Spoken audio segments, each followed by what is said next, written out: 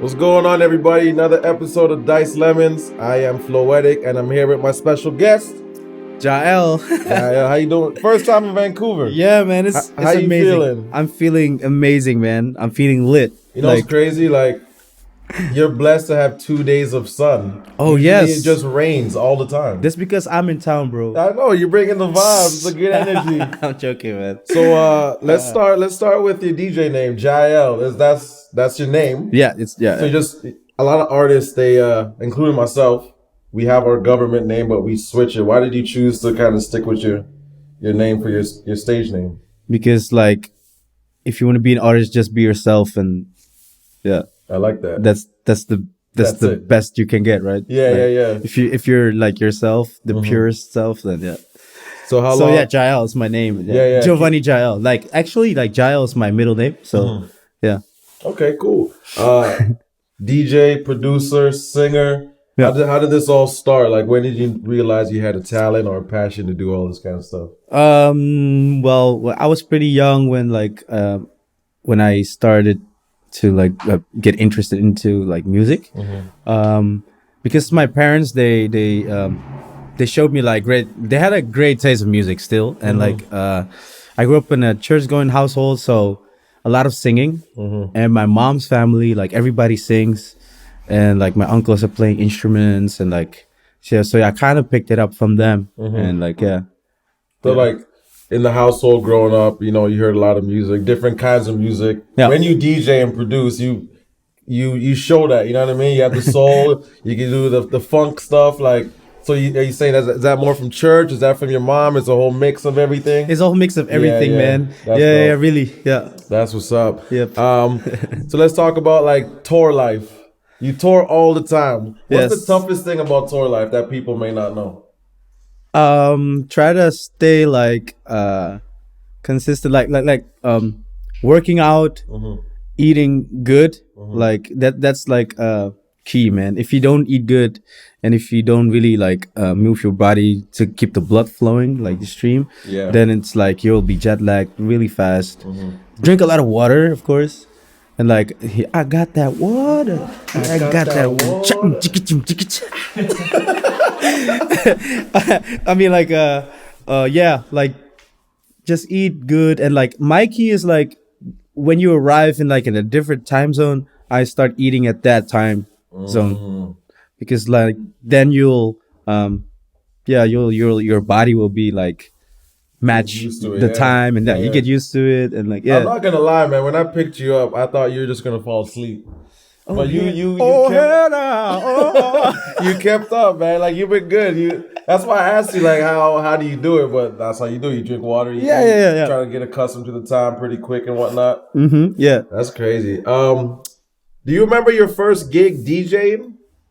Yeah, I do. So tell me about it. Were you nervous? I'll give you that. My first gig, my hands were literally like shit, and I shit the bed. Like it was terrible. And I never got booked again at that place. What? Yeah, I mean it makes sense. I sucked. Oh shit! I was opening for one of my old homies, and I mean there's a lot of pressure when you're young. You know what I mean? So like, you remember your first gig?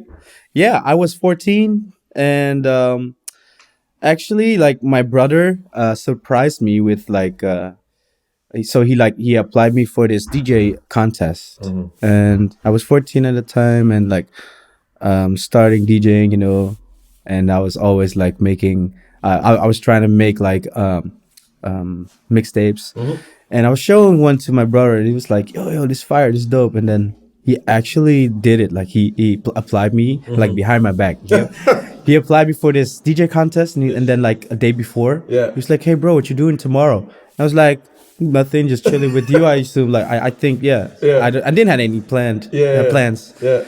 And then like he's like, okay, so tomorrow you have a DJ contest, bro. And I was like, what? Yeah. Oh hell no! Like I'm not ready for this. So I didn't sleep. I prepared like overnight, and then I end up second of the contest, and I was like the youngest contestant. Everybody was like 30 out of like 2 people. No, bro. I'm joking. Well, come on. Out of 2 people. 2 people? You end up second? No, but like there were like maybe 15 people ish. Oh, so it's so it was a big. long night. Yeah. Yeah.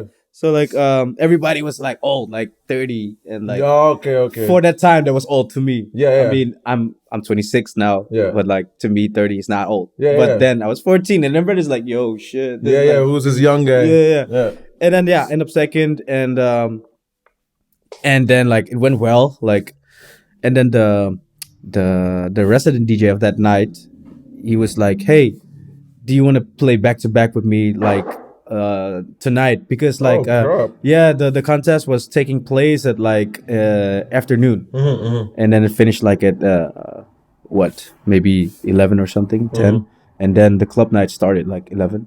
And he's like, "Yo, do you want to play with me back to back?" I was like, "Yo, let's do Hell this." yeah. And then I got friends with him, and like we played like almost every weekend in that club in my hometown Drachten, and then That's dope. it went from there, man. Yeah, From 14. and I was underage. Yeah. And it was all because like the club owner was a friend of my dad, and he was like, "Yo, let's go. Yeah. I'm gonna bring you. I'm gonna drink my whiskey, and I'm gonna bring you back home." That's dope, man. Every night we went like on a bike. Nice. Yeah. So cool, man. Hell yeah. So good memories. At 14, you got your first taste of it. Yeah, And man. you've been going ever since. Yeah. That's amazing, man. I'm going back to tour life. Okay. What's like the worst experience you've had on tours? Like, have you ever got your luggage stolen or anything like that? Knock on wood. Yeah. You know what I mean? No.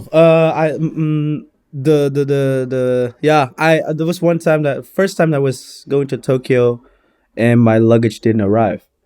I had 3 days to receive my luggage, and then like at the day of like leaving Japan, Oh, that's when it came? they brought my luggage to like the check-in of my next flight. Oh, And that was like, that was so tight. Yeah. Like, what the fuck? Yeah. It's crazy because I thought, I'm gonna lose my luggage now. Of course, yeah. And then like on the flight to South Korea. Yeah. I received my luggage, checked it in like right away. Oh, and man. The woman was running with my luggage. I saw her like, Oh, and she was sweating. She was like out of breath. I was like, "Oh, thank you so much." That's crazy, man. Yeah. That's dope. Yep. Have you ever ate anything weird on tour? Because you do a lot of countries. Yeah. Anything that's a promoter or a friend or anyone has been like, "Hey, try this," and you're like, Yeah, of course. I love to try any food, man. Yeah. Like I love food. Yeah. So like the first time in Tokyo I tried yakitori, and that's like the insides of like a chicken. I ate the chicken hard, and I even eat like liver and stuff. Is it like stewed or baked or like? It's just raw, bro. It's raw, but then like cooked. I get it. Okay. Yeah. How did it taste? Was that alright? Yeah, bro. Surprisingly, it was like I loved it. Like I really loved it. But then I remember the first time yakitori with Aramaki. Yeah. Shout out to Aramaki. Hey. And I was with Aramaki and Wantiga. Shout out to Wantiga. And we ate yakitori, and then like after eating, I remember we were both like Wantiga and me were in the cab on the way back to our Airbnbs. And like we got inside the cab, and then like 1 minute later, I was like, "Hey, bro, does your like stomach acting up too?" Like he's like, "Yeah, bro. Like what the fuck?" And then like they hit you, man. And like at the same time, we were like, "Bro, I need to go like right now." And he was like, "Me too." Like, "Oh fuck!" And we were having a, "You good?" Yeah. Sorry. Y'all tripping over there? And we're like, "Oh my god, we need to go." And the drive was maybe like 10 minutes. Yeah. And luckily, the driver pulled up at my Airbnb, but Tigga had to walk like 7 minutes. Brutal. I was like, "Yo, you can come over to mine, but there's only one toilet, bro." Yeah. And I'm not playing. I need to go now. And like I ran upstairs, and he did the same thing. He told me like, "Oh my goodness, that's so crazy." So like our stomachs wasn't really ready for that. Yeah. We're not used to that type of food, you know. chicken like intestines and stuff. That's rough, especially when you're on tour, bro. Do you cook? You cook at like when you're back home? I mean, yeah, I can cook, but I'm not that like professional. I love to cook, man. I really do. Yeah. But lately I didn't have that much time to cook. Of course. So yeah, whenever I have time, I cook. Yeah, mostly Indonesian food. Yeah. Yeah. Tell people about your background. Like a lot of people may not know that you're from Indonesia. Yeah. Right. So like from the Moluccan Islands and southeast Indonesia. Yeah. My dad comes from North Maluku and my mom comes from South Maluku. And like north is like we're neighbors from like Philippines, and south is like next to Papua, West Papua, and like Australia, North Australia. Yeah, that's dope, man. Yeah. Let's fast forward here to Soulection. How did that connection come up? How did you get on the label, all that good stuff? Yeah. So me and Joe go like since 2010, 2011. So yeah. Yeah, we started to chat from then, and like because like he played my music out on the radio, and I was like, yo, that shit's fire, man. Thank you, bro. Like really, yeah, I appreciate him for real, man. Like shout out to Joe K. This is Selection Radio. Shout out to O as well. Yeah. Dope, anyway, dope. So we've been in touch for a long time, and then we met here and there, like in different countries. And so at that time I was signed on a different label. And 2 weeks after I got signed, and he told me like, yo, bro, I should have recruited you before the other label did. I was like, what are you telling me, man? Like, yeah. Man. I mean, like, I'm not a backstabber. I'm not like leaving that label just because I really wanted to be on that platform or anything. Like, no. So I had done my years and we had a good time, and then we parted ways. And then Joe was hitting me up last year, January. He called me and he was like, yo, man, this and that. Me and the team were discussing this lately to like having you on the roster on the team. And I was like, say less, bro. You already know. Like, we go way back, and we were fam, bro. Like, and everybody on the team is tight. Like, yeah, man. That's dope. Yeah, I really love the vibe, and it really changed my life. Like, it opened like new perspective on music, and like, yeah, man. There are no rules, bro. Like, just do you. Yeah, I was about to say like, because all the DJs and producers on the label, you guys all have obviously similar but very different styles, right? Like everyone offers something different. Right. So like do you guys bounce ideas off each other? Like or you guys kind of like you make your own thing and send it, and like, you know what I mean? Like how does that work? The creative process. So like we very often like share like new shit. Like oh, can I swear? Yeah, sorry, man. Sorry, man. Do whatever the fuck we want. That new shit. So like we always share like new stuff. And like asking for feedback, man. Like, that's how we do it, man. Like, yeah. Exactly. Just help each other. One big family kind of. Yeah, really. Yeah, we support each other. We play our music. Yeah. Like, I play everybody's music, and they play my music, just like I always play my stuff and my fam stuff. You know, like, yeah. That's dope. So you've obviously played a bunch of festivals growing up, and like now, you know what I mean? Is there any festival that you haven't done yet that you want to do? We're going to put the energy out right now. Oh, shit. Any shows or any countries or anything that you haven't done yet that, want to check off the list?